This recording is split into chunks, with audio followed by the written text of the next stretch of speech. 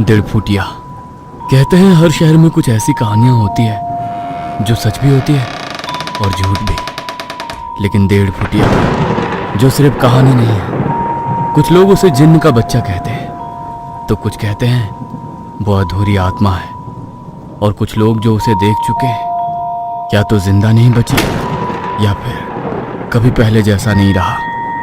मध्य प्रदेश के एक छोटे से कस्बे नरसिंहपुर रोड के पास की कॉलोनी में अचानक अजीब घटनाएं शुरू हुई। लोग रात में गायब हो गए। सीसीटीवी में सिर्फ एक छोटा सा काला साया दिखता, और हर केस में एक चीज कॉमन थी, मरने वाले ने मरने से पहले पीछे एक बार मुड़कर जरूर देखा था। राघव, एक क्राइम जर्नलिस्ट, इस केस की तह तक जाने आया। उसे ऐसी कहानियों में दिलचस्पी थी, लेकिन वो अंधविश्वासी नहीं था। ऐसे ही एक रात जब किसी की मौत हुई, अगली सुबह वो थाने पहुंच गया और उसने पुलिस से पूछा, सर, ये तीसरी मौत है, कोई क्लू?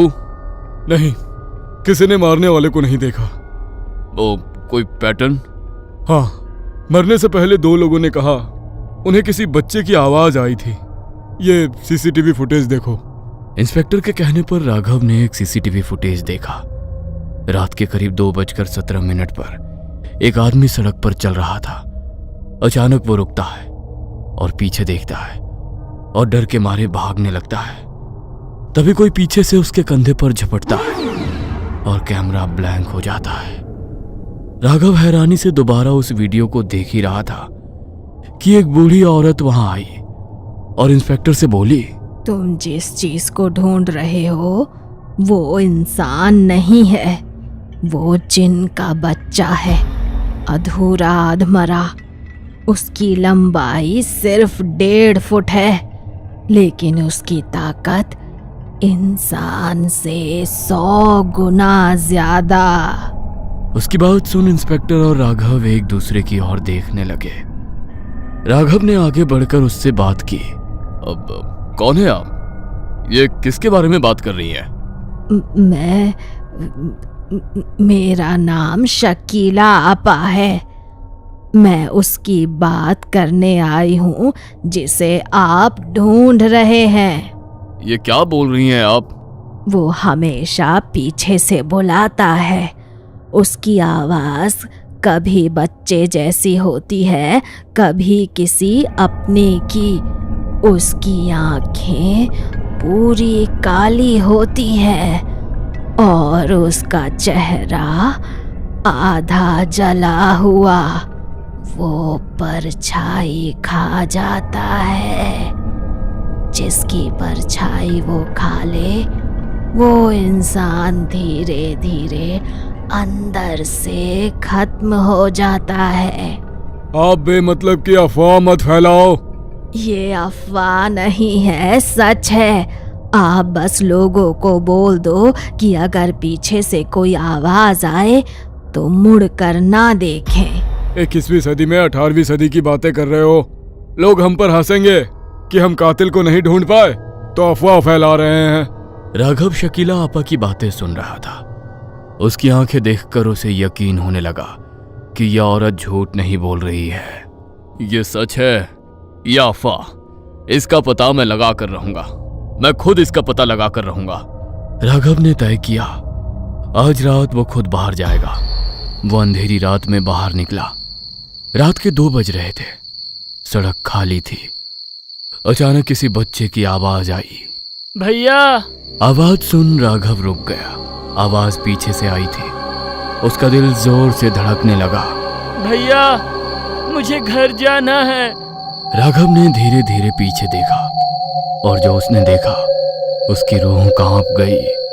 वहां एक छोटा सा बच्चा खड़ा था, लेकिन उसका शरीर टेढ़ा मेढ़ा था। हाथ लंबे, पैर उल्टे, चेहरा आधा जला हुआ और आंखें पूरी काली, बिना पुतली के।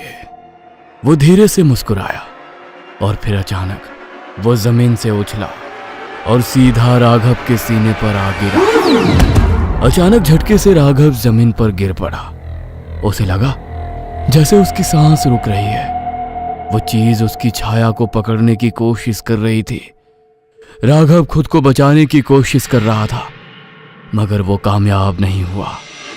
अंधेरे में उसकी चीख गूंजने लगी। तभी राघव को शकीला आपा की बात याद आई कि लोहे से वो डरता है। उसने जेब से चाबी निकाली और उस पर वार किया। जैसे ही राघव ने उस पर वार किया, वो चीख कर पीछे हट गया और फिर गायब हो गया। मगर साथ ही गायब हो गई राघव की परछाई। यह देख राघव को डर लगने लगा, क्योंकि शकीला आपा ने बताया था कि जिस इंसान की परछाई को वो खा ले, वो धीरे धीरे खत्म हो जाता है। राघव तुरंत शकीला आपा के पास पहुंचा और उन्हें सारी बात बताई। ये तो बहुत बुरा हुआ, अब तुम्हें कोई नहीं बचा सकता। मेरे साथ चाहे कुछ भी हो जाए, मगर अब मुझे उसे खत्म करना है। मुझे उसके बारे में सारी बात बताओ, और आपको उसके बारे में सब कैसे पता ये बताओ। बूढ़ी शकीला आपा ने जब राघव को सारी बात बताई तो उसको उनकी बातों पर यकीन ही नहीं हुआ। यहाँ एक रसूखदार व्यक्ति के कहने पर तांत्रिक ने इसे बुलाया है, ताकि लोग डरकर उस कॉलोनी को खाली कर दें और करोड़ों की जमीन बिल्डर को कोड़ियों के भाव में मिल जाए। और आज राघव को निशाना बनाना भी प्लान का ही हिस्सा था, ताकि न्यूज़पेपर के जरिए लोगों तक ये बात जल्दी से पहुंच जाए। आपको ये सब कैसे पता? मरने वाले में सबसे पहला इंसान मेरा पति था। उसकी परछाई गायब थी। तब मौलवी जी ने सारी बात पता की और वो पुलिस को कुछ बता पाती, ताकि वो लोगों की मदद कर पाए। उसके पहले ही उन्हें भी मार दिया गया। वो ये सब खुद के फायदे के लिए कर रहा है। तुम जो कोई भी हो, मुझे नहीं डरा सकते। मैं दोबारा तुम्हारा सामना करने के लिए आ रहा हूँ। कहते हुए राघव ने फैसला किया वो उस जगह जाएगा जहां ये सब शुरू हुआ था। वो एक पुराना खंडहर था। रात के करीब 3 बजे। हवा भारी थी और अंधेरा बहुत गहरा था। वहां अचानक चारों तरफ से आवाजें आने लगी। भैया, राघव, मुझे बचाओ। राघव घबराकर इधर उधर देखने लगा और फिर वो सामने आया। इस बार और भी भयानक। उसका शरीर जगह जगह से फट रहा था। अचानक उसका पूरा शरीर फट गया और उसके अंदर से एक काला धुआं निकला। एक बड़ा डरावना जिन्न। उसे देख राघव ने शकीला आपा के बताए मंत्र पढ़ना शुरू किया और उसने जिन्न के आसपास लोहे की साकल का घेरा बनाया। जिन्न चीखने लगा और फिर धीरे धीरे गायब हो गया। राघव को लगा 1.5 फुटिया खत्म हो गया। अगले दिन सब कुछ सामान्य लग रहा था। राघव ने केस बंद कर दिया, लेकिन उसी रात जब वो सो रहा था, उसे पलंग के नीचे से आवाज आई। भैया। उसने धीरे धीरे नीचे देखा और उसके बेड के नीचे 2 काली आंखें उसे घूर रही थी। रात के उस खौफनाक मंजर के बाद राघव की नींद जैसे टूट गई थी। बहुत ही डरावना सपना था, कहते हुए वो पानी पीने के लिए पलंग पर से उठने की कोशिश करने लगा, मगर शरीर हिल नहीं रहा था।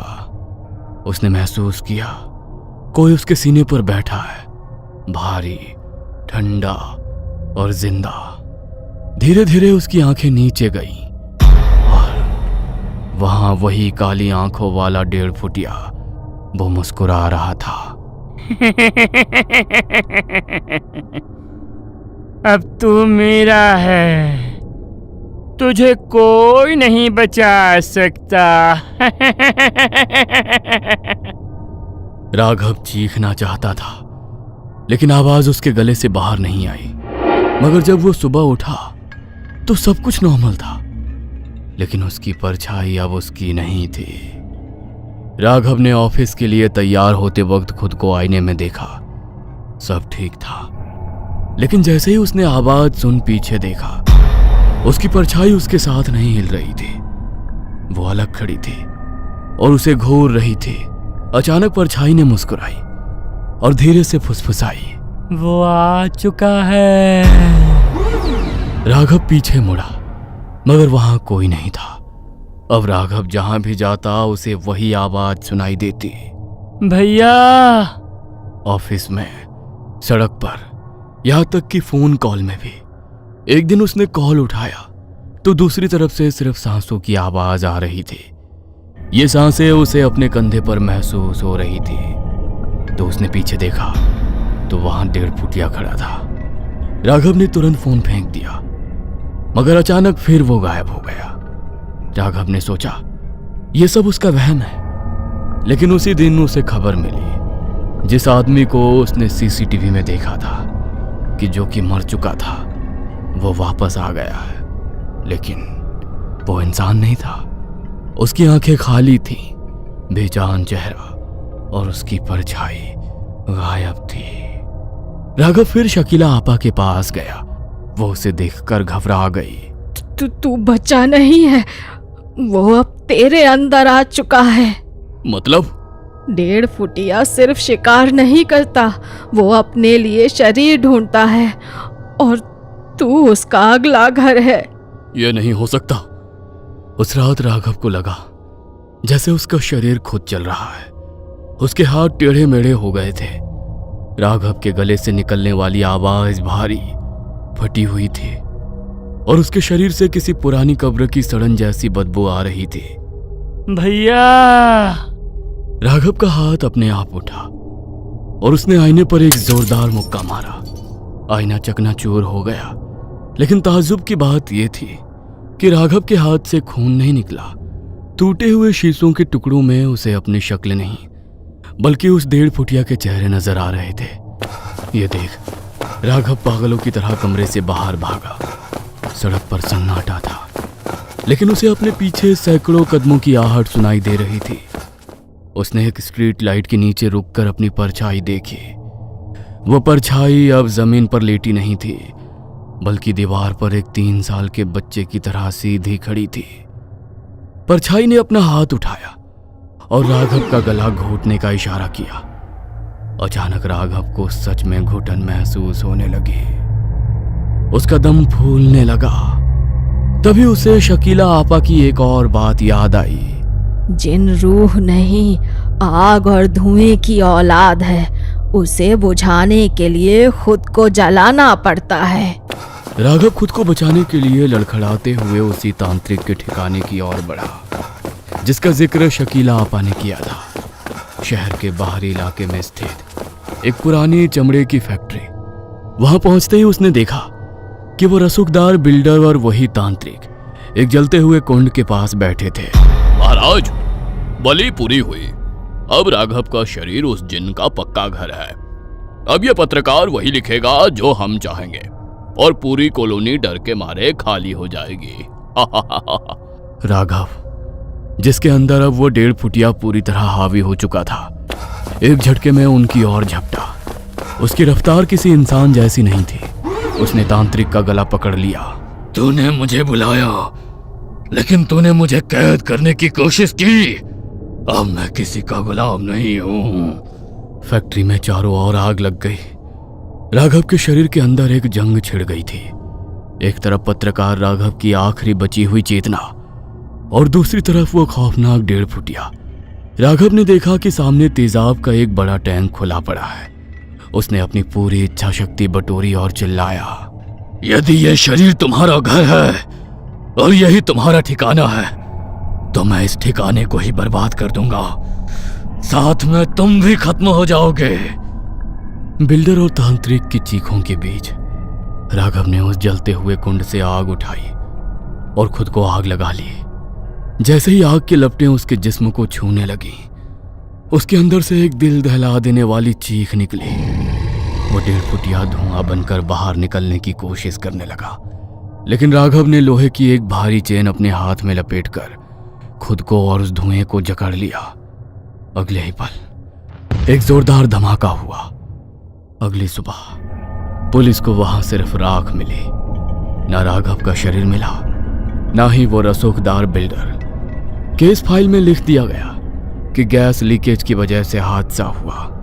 महीनों बाद नरसिंहपुर की उस कॉलोनी में शांति थी, लेकिन एक रात एक नया चौकीदार ड्यूटी पर तैनात था। तभी उसे पीछे से एक पतली सी आवाज आई। भैया, यहाँ बहुत अंधेरा है, थोड़ी सी रोशनी होगी क्या?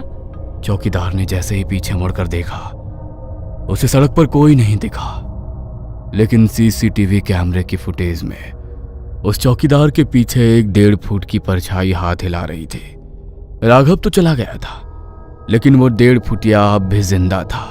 अपना तो उसका कोई ना ही मालिक था, ना ही कोई रहने का ठिकाना। वो पूरी तरह आजाद था। अब कहीं वो आपके पीछे से आवाज दे भैया, तो मुड़कर मत देखना।